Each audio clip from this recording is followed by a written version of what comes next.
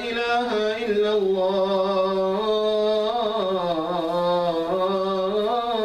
الله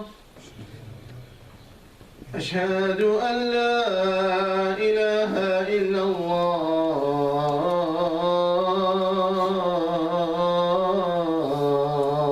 الله أشهد أن محمد رسول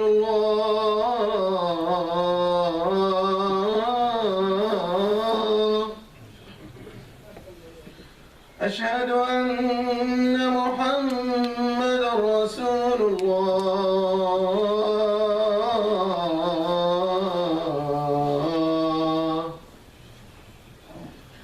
حي على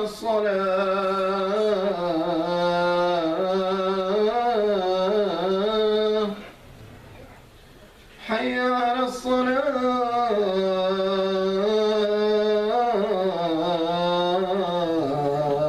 الصلاة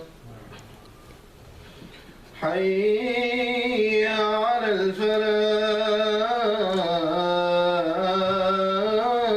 الفلاح حي على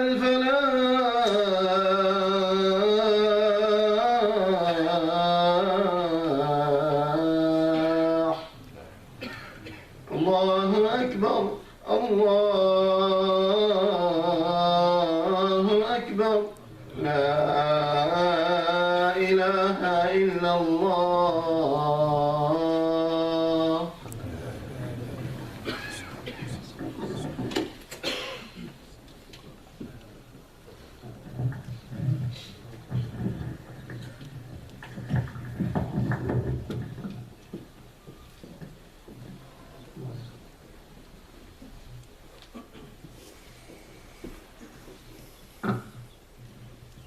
إن الحمد لله نحمده ونستعينه ونستغفره ونؤمن به ونتوكل عليه ونعوذ بالله من شرور أنفسنا ومن سيئات أعمالنا من يهد الله فهو المهتد ومن يضلل فلن تجد له وليا مرشدا وأشهد أن لا إله إلا الله وحده لا شريك له وأشهد أن محمدا عبده ورسوله اللهم صل على محمد وعلى آل محمد كما صليت على إبراهيم وعلى آل إبراهيم إنك حميد مجيد اللهم بارك على محمد وعلى آل محمد كما باركت على إبراهيم وعلى آل إبراهيم إنك حميد مجيد إن خير الكلام كلام الله وخير الهدي هدي محمد صلى الله عليه وسلم وشر الأمور محدثاتها وكل محدثة بدعة وكل بدعة ضلالة وكل ضلالة في النار قال الله تعالى في القرآن الكريم يا أيها الناس اتقوا ربكم الذي خلقكم من نفس واحدة وخلق منها زوجها وبث منهما رجالا كثيرا ونساء واتقوا الله الذي تساءلون به والأرحام إن الله كان عليكم رقيبا أما بعد فأعوذ بالله من الشيطان الرجيم بسم الله الرحمن الرحيم والنجم إذا هوى ما ضل صاحبكم وما غوى وما ينطق عن الهوى إن هو إلا وحي يوحى علمه شديد القوى ذو مرة فاستوى وهو بالأفق الأعلى ثم دنا فتدلى فكان قاب قوسين أو أدنى فأوحى إلى عبده ما أوحى ما كذب الفؤاد ما رأى أفتمارونه على ما يرى ولقد رآه نزلة أخرى عند سدرة المنتهى عندها جنة المأوى إذ يغشى السدرة ما يغشى ما زاغ البصر وما طغى لقد رأى من آيات ربه الكبرى صدق الله العلي العظيم. My brothers and sisters, you just heard the beginning few verses of Surah An-Najm, one of the beautiful surahs of the Quran found in Juz number 27 of the Quran.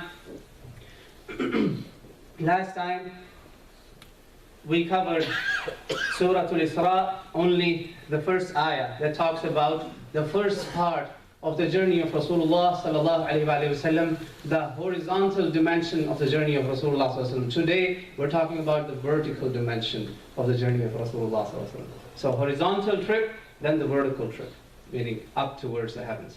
This is where the whole qissa is mentioned in the Quran. Alhamdulillah. The whole mu'jiza of Rasulullah sallallahu alaihi wasallam. My brothers and sisters, we are, you heard the verses of the Quran. We are a very fortunate, lucky people, ummah, nation of Rasulullah sallallahu alaihi wasallam, that have this great ni'mah, great blessing, that we have the complete word of Allah exactly as it came from Lawh al-Mahfuz, from that saved, protected book, the great book of Allah subhanahu wa ta'ala, or as some say, sealed tablet. Only the highest, the muqarrabeen of Allah subhanahu wa ta'ala, those who are allowed, like kiram and barara, they are the only ones who are allowed to come and see it. Bi-aidi safara, kiram and barara. We're very lucky that it is exactly in the same form as it was from the day one when it started to come down from Lawh al-Mahfuz. But at the same time, we are very unlucky for one thing. The same book of Allah subhanahu wa ta'ala, same word of Allah subhanahu wa ta'ala that others do not have. They admit that we don't have it in the same form, exactly the same form as it came to the previous prophets and messengers. So being that lucky, we're also very unlucky that this book of Allah is least mentioned in our gatherings, unfortunately. In our social gatherings, in our lifestyles, in our living habits, it's the least existent. Even in some of the religious activities that unfortunately take place in the name of Islam, that Muhammad Akbar rahimahullah was so, yet he's a man of tasawwuf, he is from the Ahlul Tasawwuf. He said that it is very sad, Sufiye Pashmina ho sohal maste az sharabe nagma wa Qubool mast. He said, it is very sad that Sufi, he wears the cloak made of suf, the wool, and he sits, but he gets riled up. He enjoys the words of nasheed or bayt shi'ar. The bayt shi'ar of Atish az-shi'r Iraqi dardile ashk. The poetry of Iraqi brings tears in his eyes, a very famous poet. But that doesn't mean Quran. Not the Quran. Quran does not do that to him. It is very sad. He himself is a man of tasawwuf. فَشَهِدَ شَاهِدٌ مِّنْ أَهْلِهَا. He's saying that. And on the other hand, he picks on the Shaykh also. He says, "Ba da'ifu," this is Farsi, "Ba da'ifu shado mursal qari'u, az khatibu dailmiye guftari'u." That the Shaykh, all he finds is da'if, shaz, mursal. These are the categories of rarely accepted ahadith. Many of them end up becoming very dangerous actually to be even used. He finds them to be interested in. He is interested in those, like the books of Khatib and Dailami. He is caught up with those. These books are under the fourth and fifth category of the books of hadith that the scholars of Islam said that they are of no use to an everyday Muslim. That Darajatul Rabi'a wal Khamisa.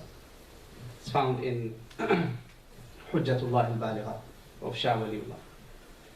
So my brothers and sisters, having said that, we just completed the month of Rajab, and now we have started, Alhamdulillah, month of Sha'ban. We are less than a month away from the beautiful month of Ramadan. Allahumma ballighna Ramadan, inshallah, with Iman. May Allah give us Ramadan in the state of Iman, and may Allah give us tawfiq to live this life in the Iman and die in the state of Iman. Now the situation is this, that about Miraj. Now you heard Al-Isra. Now we're in the Miraj, ascension toward the heavens. That's why I said the word vertical dimension of the journey. Number one fabrication, or I would rather say misconception, that some Muslims have started to carry now, and this is not from Muslims, it came from the Orientalists, from the non-Muslims, that this was a spiritual journey, only Prophet saw it in a dream. It was not a journey. This is number one fabrication. As I started just the khutbah with that, this is a problem with many of the people today, that they're stuck with things that are not even reliable. Sometimes they're not even evidently proven from Quran or Sunnah. So number one thing, and I have heard this, from the brothers, and it's very disappointing that Quran doesn't say that, neither the Hadith say that. They say it's a dream. Subhanallah, Prophet Muhammad ﷺ had many beautiful dreams. Why would Allah subhanahu wa ta'ala make a big deal out of it if it was just a dream? Just like any other dreams. Many times in the dreams he went to Jannah. Many times. Sahih Bukhari, Muslim, Kutub al-Sitta, you will be amazed that how many times Rasulullah sallallahu alaihi wasallam went to Jannah in his dream. When he heard Bilal's footsteps, that was not in Miraj, a dream. Fil manam. So if this was only in sleep, in ru'ya, Allah subhanahu wa ta'ala, astaghfirullah, was he incapable of using the word dream? Was he incapable? Astaghfirullah. If you think of that, then this is a problem with our iman. Allah subhanahu wa ta'ala in Surah Bani Israel and Surah Al-Najm never ever used the word dream. There's no word of dream. So please scratch that off of your memories. If you believe that Al-Isra wal Meraj is just a dream, then there's a problem. Then you're saying Allah is not Azizun Hakim. And Allah is Azizun Hakim. If He is capable to take Isa alive toward the heavens, He is very much capable to take Muhammadur Rasulullah also toward the heavens. If He is capable to send the Quran down from the heavens, then He is very much capable to call Rasulullah up to it. That is why when Abu Lahab was making fun in one of the riwayat of Sayyidina Nabi Muhammad sallallahu alayhi wa sallam, that, oh, look at him, he is majnoon, a'udhu billah, thumma a'udhu billah. He's saying that in one night he went to Jerusalem and then he went to heaven, subhanallah. And he goes to Sayyidina Abu Bakr as-Siddiq. You heard the title of Siddiq. He said, do you see where your friend is now? Do you see what your friend is doing now? Look what he's saying. He said, Abu Bakr was sitting and he told him, oh, Safi, if I can trust him with what God sends him down from the heavens, why can't I trust if God called him up toward the heavens? Spoke just once. Every day God sends him things down from the heavens. If he went once there, what's the big deal? And if he says it, then it is true. Then I believe it. Sadaqa Rasulullah sallallahu alaihi wasallam.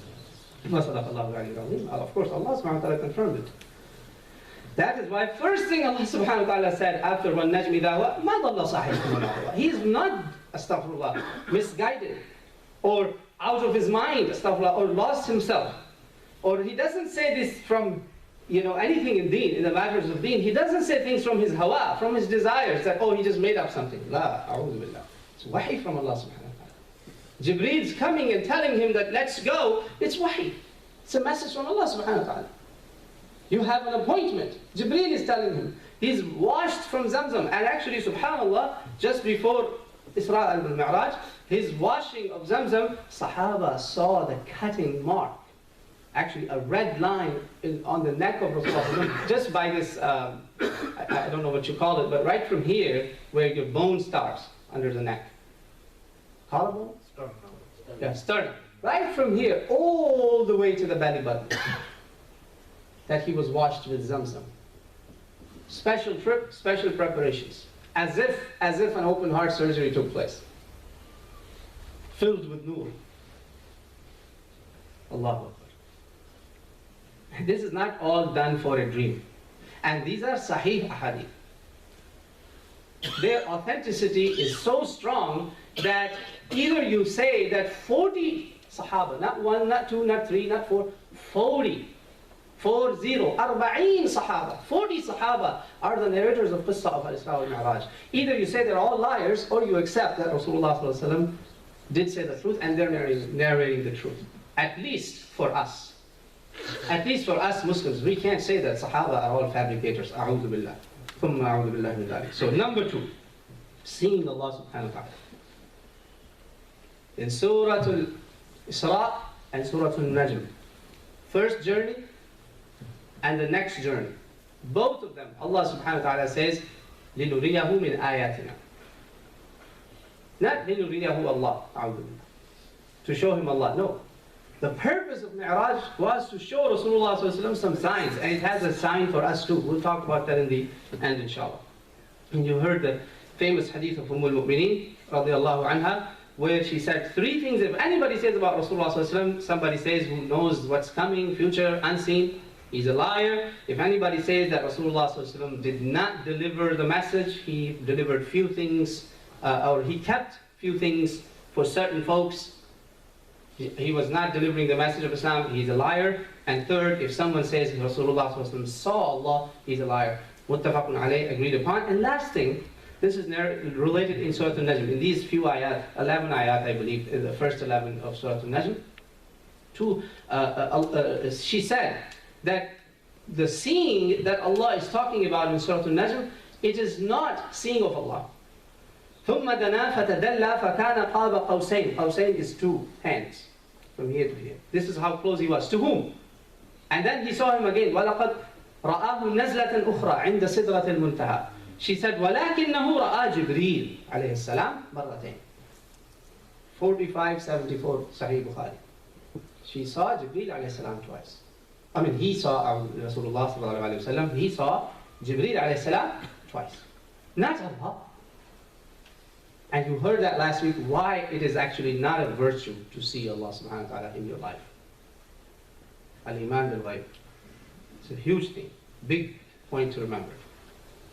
I don't care what fatwas you will bring against that, but it's a very serious point. Second, beyond, third big one, accusation on Rasulullah sallallahu alaihi wasallam, that he went beyond Sidratul Muntaha near the Arsh of Allah subhanahu wa ta'ala. That's another fabrication of the story that we don't buy. We can't buy that. Nothing evidently proven from that. The continuation of that, he went with his shoes on. Allah told him, Ya Muhammad, don't take off your na'alain. Come. Unlike Musa had to take off his na'alain when he went to Wadi al-Muqaddas. It's another lie.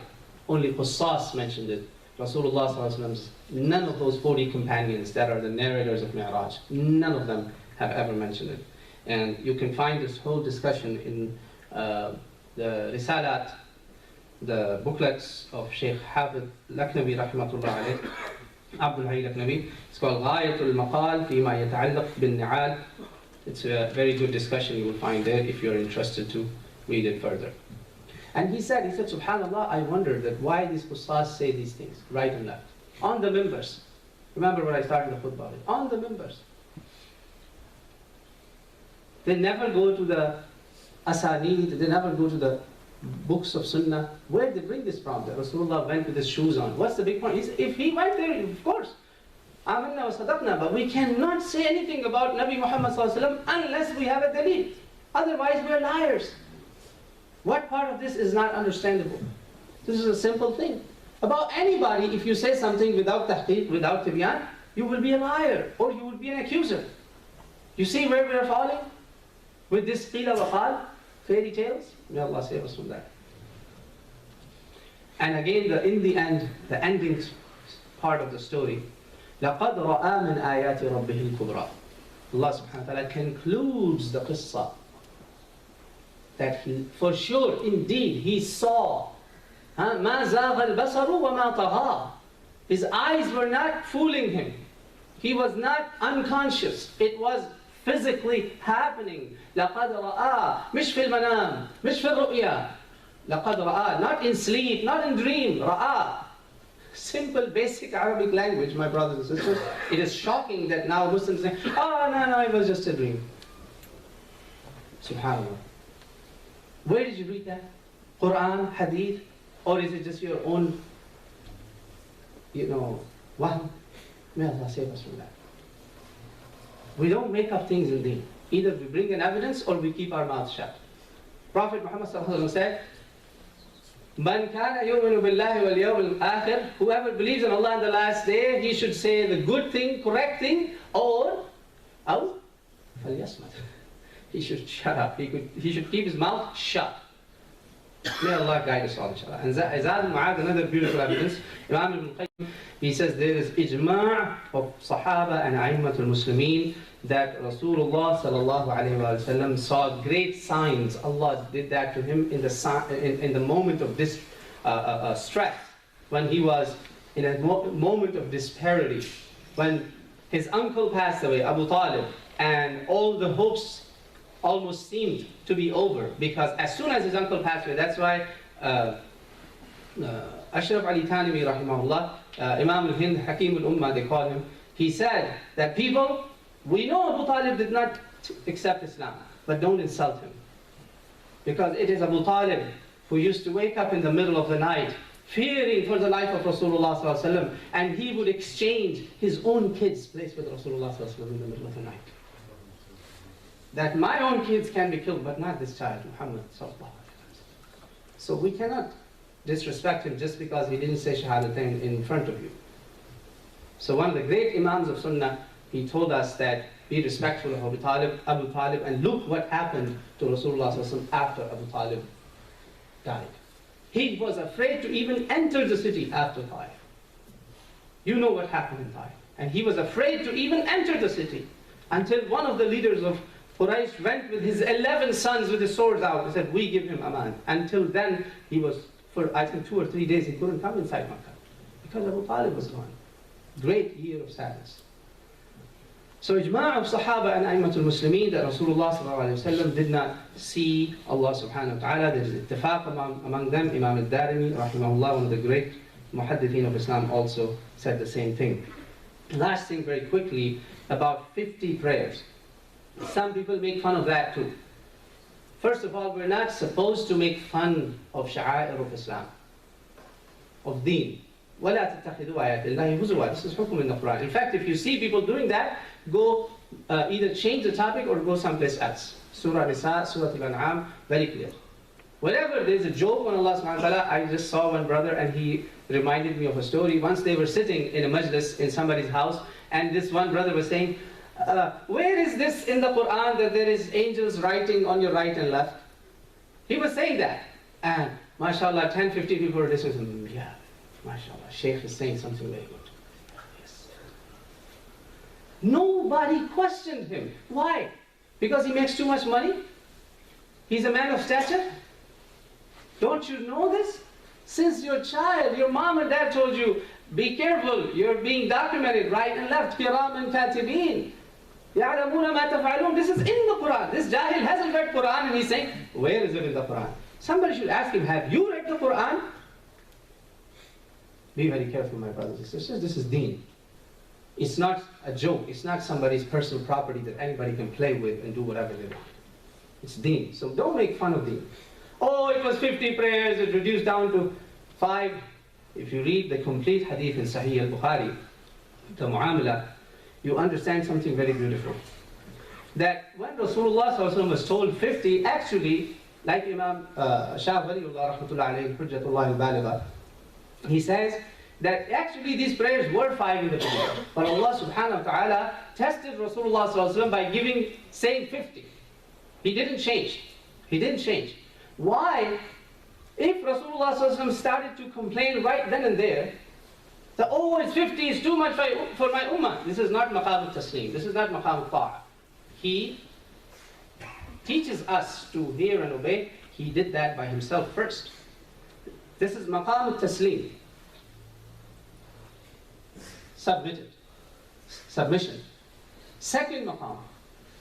Musa alayhi salam, on the 6th heaven he met Musa. First Adam, second Isa Yahya, third Yusuf, 4th Idris, 5th Harun, 6th Musa alayhi salam, and 7th Ibrahim alayhi salam. So in 6th heaven when he meets on the way back Musa alayhi salam, Musa's place, what Musa is doing, he is a shafi', intercessor.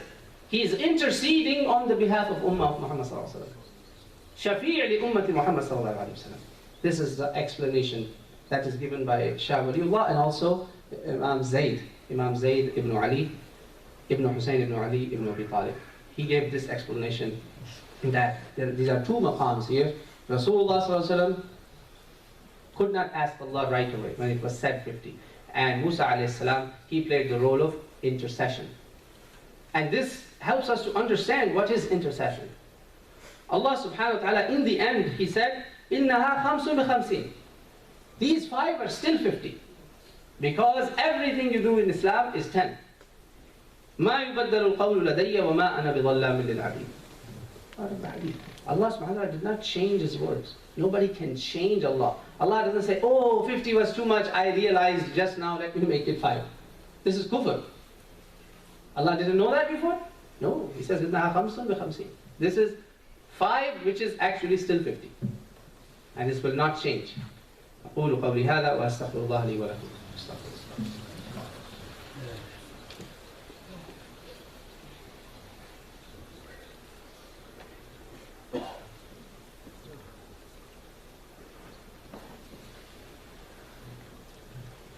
Alhamdulillah, as-salatu was-salamu ala Rasulillah, amma ba'd. My brothers and sisters, very quickly, there is an isti'ara in this matter, metaphorical act that took place in the reduction of 50 to 5 prayers, which is still 50. But it is such a shame that a gift that was given to Rasulullah sallallahu alaihi wasallam directly, Jibreel alayhi salam did not deliver this. Allah delivered it to Rasulullah sallallahu alaihi wasallam for us, and we choose, many of us, not we I should say, many of the people in Ummah choose not to pray. In fact, they choose to sometimes ignore the prayer. In fact, when they go to the social gatherings, that, oh, they're about to pray, let me leave quick. What a shame. First question on the Day of Judgment will be about Salah. If Salah is correct, everything will be correct for the believer. If Salah is messed up, فَسَوْفَ يَلْقَوْنَ غَيَّا. The destination could be hellfire. Fix your prayers, my brothers and sisters. This is your way to celebrate Miraj. There's a qawl, it's not a hadith. Really, if you want to have Miraj, be in the heavens in the presence of Allah subhanahu wa ta'ala, as if you see Him, like Rasulullah said, pray. As-salatu mi'raj al-mu'mineen. This is not a hadith, but it's a beautiful qawl. You do that, you will be up there, inshallah. You could experience some of those things. Another beautiful meaning of Al-Isra wal-Miraj is Prophet's journey from Mecca to Jerusalem has two huge indications. One message was for Quraysh and one message was for Yahud. That you Quraysh will no longer be the leaders of this place, and you Yahud will no longer be the controllers of this place. And both of these things Muslim Ummah saw. One in the life of Rasulullah sallallahu alaihi wasallam in the shape of Fath Makkah, and the second in the shape of opening of Baytul Maqdis. Allah subhanahu wa ta'ala gave us both. This was the announcement. Al-Isra wal-Miraj was a declaration for both of these groups, that you rebellious groups, your time is coming to an end very soon. And nobody saw it coming that quick. In a few years, Makkah and Baytul Maqdis, both Allah gave us without war.